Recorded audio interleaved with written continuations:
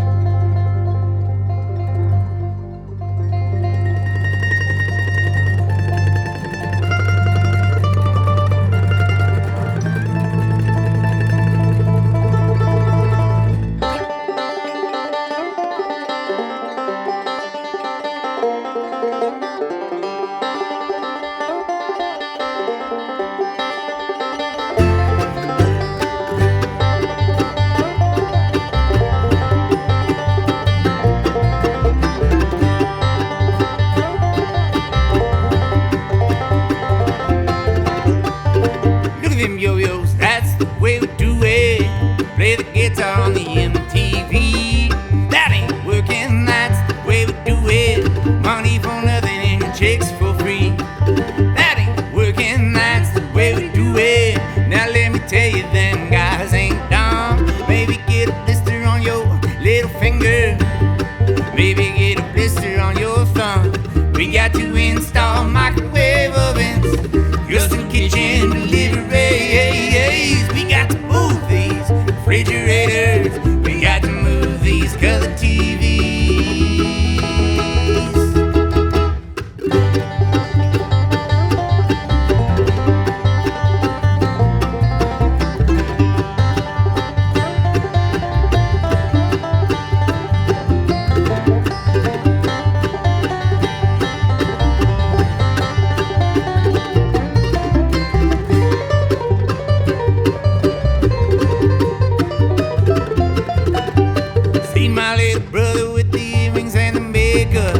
Yeah, buddy, that's his own hair. My little brother's got his own jet airplane. My little brother, he a millionaire. We got to install microwave oven, custom kitchen deliveries. We got to move these refrigerators. We got to move these color TVs.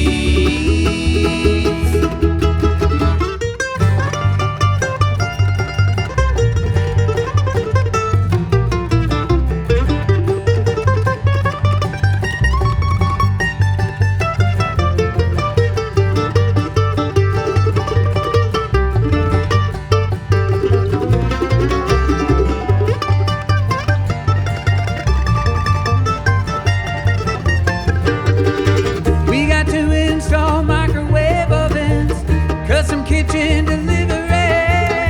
We got to move these refrigerators.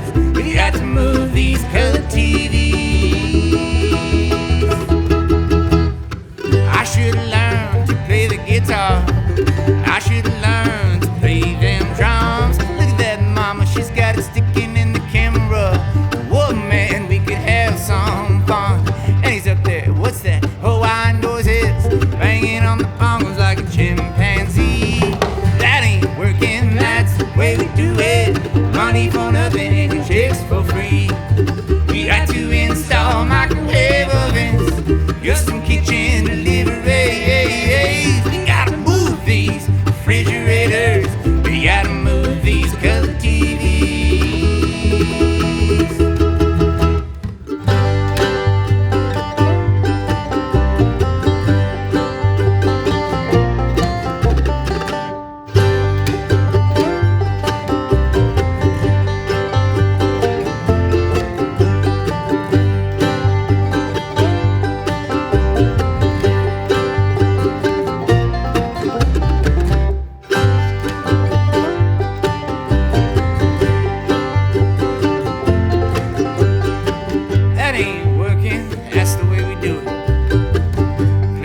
On the MTV.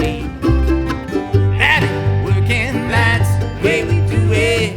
Money for nothing and your chicks for free. Money for nothing. chicks for free, money for nothing, chicks for free, easy, easy, money for nothing, easy, easy, chicks for free, easy, easy, money for nothing, easy, easy, chicks for free, money for nothing, chicks for free, money for nothing, chicks for free, money for nothing, chicks for free, money for nothing, chicks for free, money for nothing, chicks for free, money for nothing, chicks for free.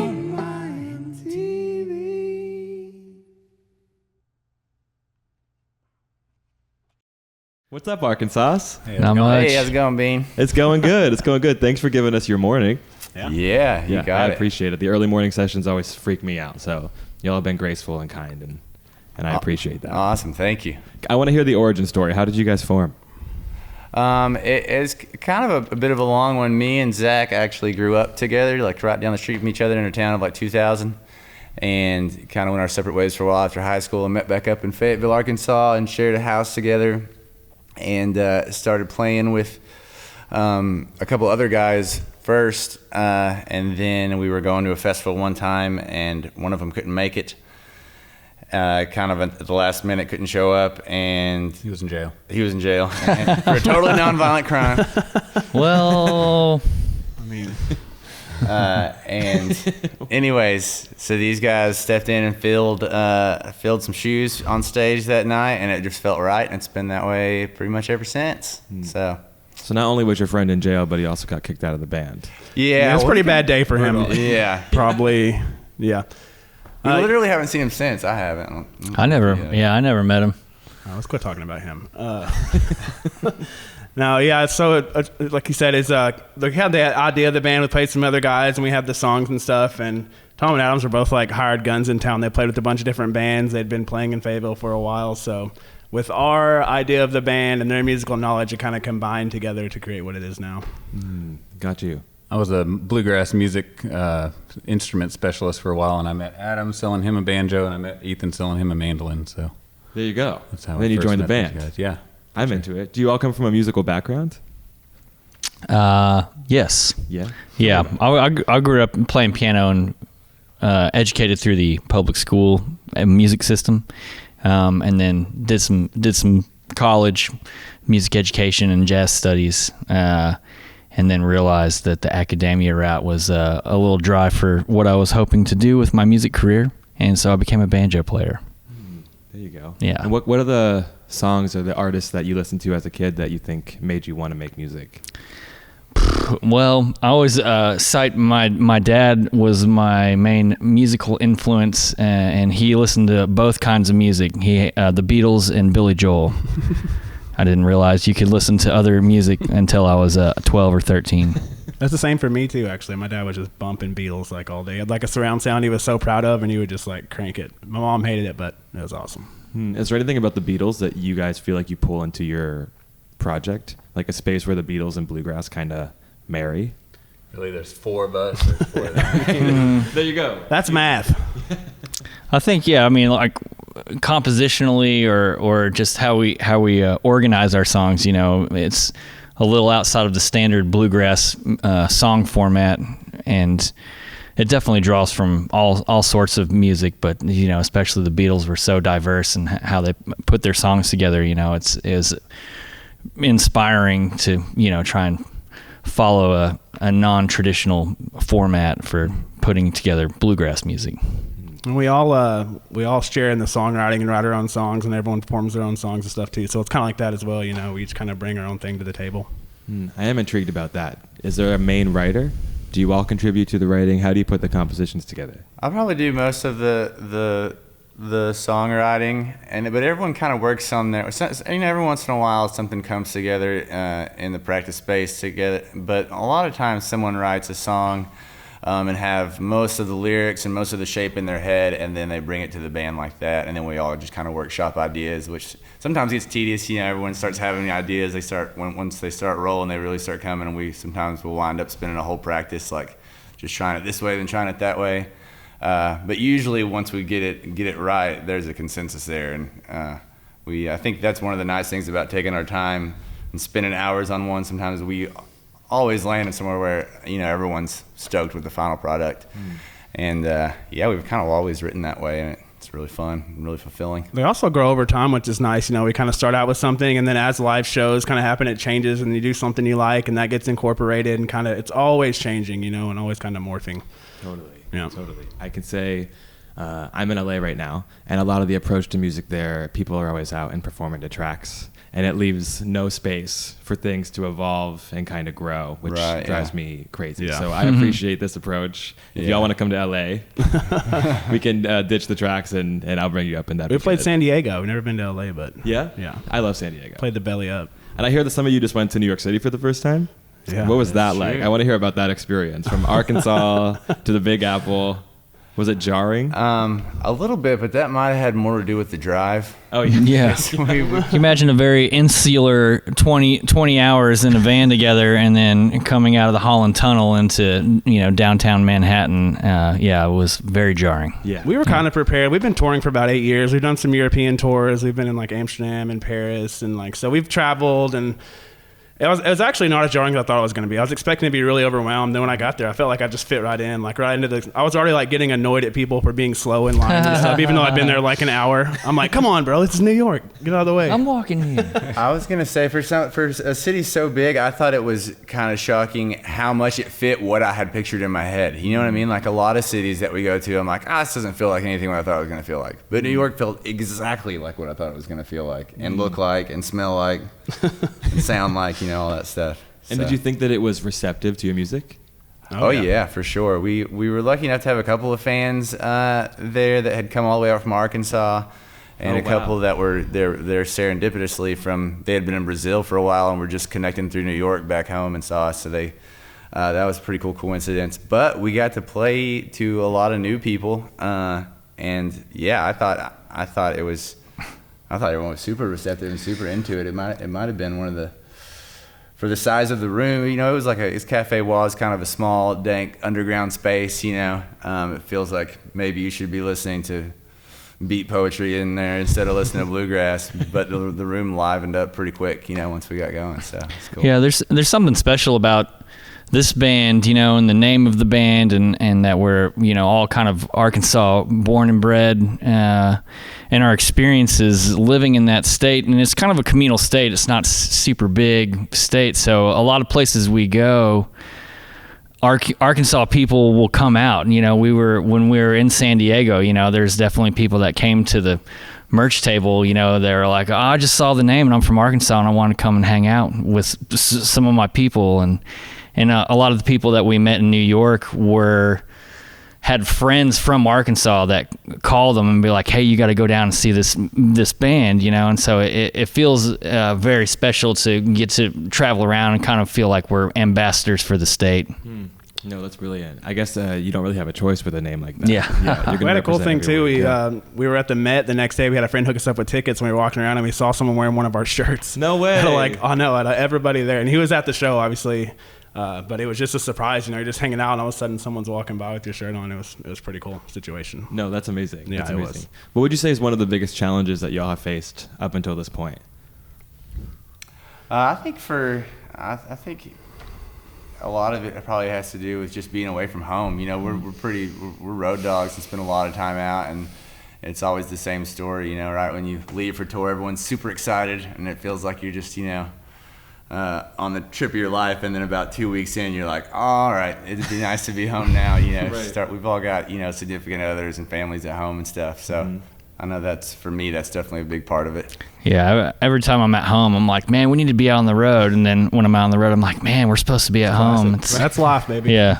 A lot of big problem we have too, not big problem, but when something happens, it's usually like travel wise, either like mechanical with the van or like traffic or, you know, something that we can't control.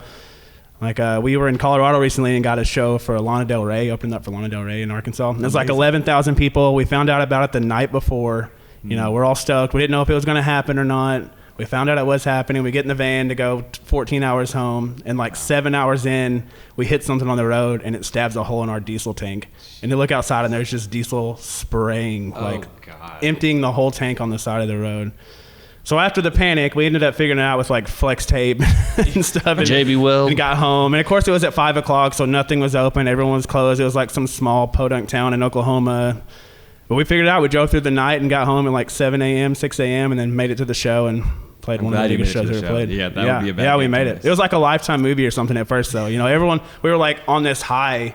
You know, we've been touring for a while, so it can get kind of whatever, you know, riding the wave. But when something like that comes through, everyone's just like, we're talking. There's no music on in the van. Everyone's hanging out. And then it was like, change pace all of a sudden when we hit that. So How was the gig? amazing. Yeah. It was cool. It was a whirlwind. I think we only played 5 songs. We had a really short set, but and it was just a completely different fan base than what we're used to. You know, obviously Lana Del Rey has a pretty specific niche of a fan base. But again, they were super receptive and super excited. I feel like we won over a ton of fans that day, and it was kind of fun to be in a different musical environment and see someone who's that big and has that big of a tour put together, see how it kind of works behind the scenes, you know, was pretty illuminating and interesting. Totally, yeah. She gets to fly her plane to her gigs. So Yeah. sure, it's a little bit easier than the 12-hour. We walked out to Nelly Hot in Here, which was pretty epic. Oh, that is epic. It's just like the forgot drop that. and the whole crowd just like went crazy, you know what I mean? So that was kind of cool walking out to that uproar. Right. Even though I didn't even know who we were. They were just like, you know, a lot of I think her fans aren't like our fans that go to music all the time, so they were just stoked for anyone that was coming out. So, Totally. Yeah. Totally. Well, I'm grateful that y'all can make a stop on the road to come in and talk to me and do the Salt Lick thing. Yeah. And I hope that you get home and can recharge soon. But in the meantime, keep grinding. Yeah. Thanks. Will do. Yeah. Thank you, Appreciate it. Arkansauce. Thank Yeah. you. Yeah, no worries. Thanks, Beane. Yeah.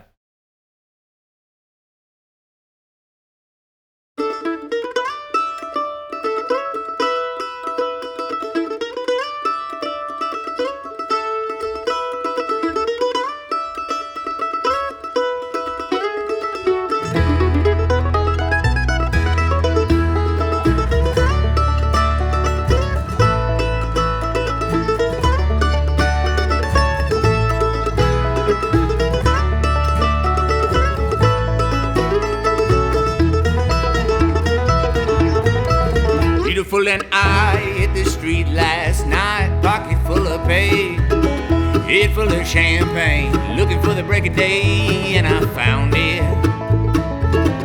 Well, I found it in your arms. When you and I go toe to toe, my love, it's always cause for alarm. Well, I went to fetch the car, for I was too far gone to drive. Me and whiskey, we don't see eye to eye, I couldn't find it. Well, something must be wrong. While you and I went wild through the night, somebody else done took it home. Where do you run to, darling? Don't leave that heart up on the shelf. It ain't always easy to see through the eyes of someone else. Where we gonna run to, darling? Won't leave this heart up on the shelf. It's easy to please our masters when we ain't thinking of ourselves.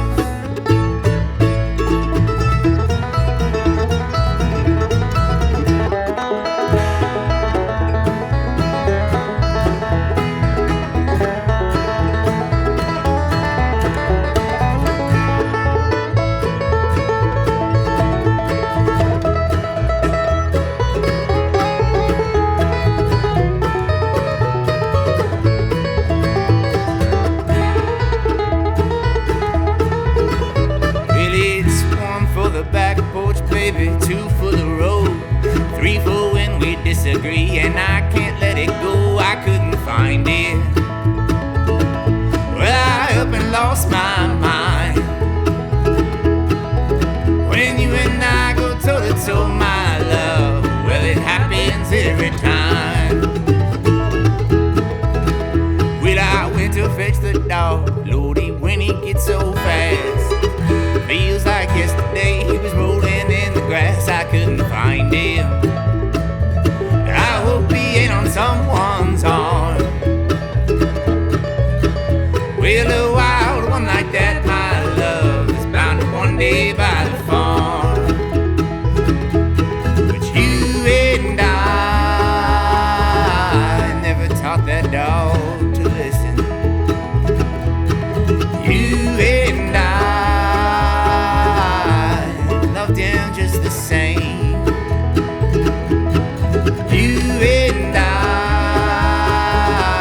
tend to him on our own time now. You and I will always have me to blame. Where do you run to, darling? Don't leave that heart up on the shelf. It ain't always easy to see through the eyes of someone else. Where we gonna run to, darling?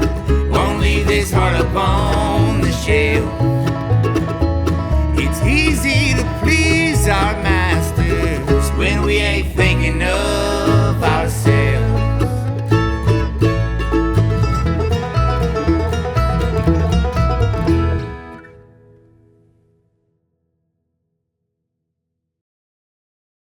Hey stunning people, if you want to get into the Salt Lick groove, head over to our channel page and get clicking. Tons of good stuff.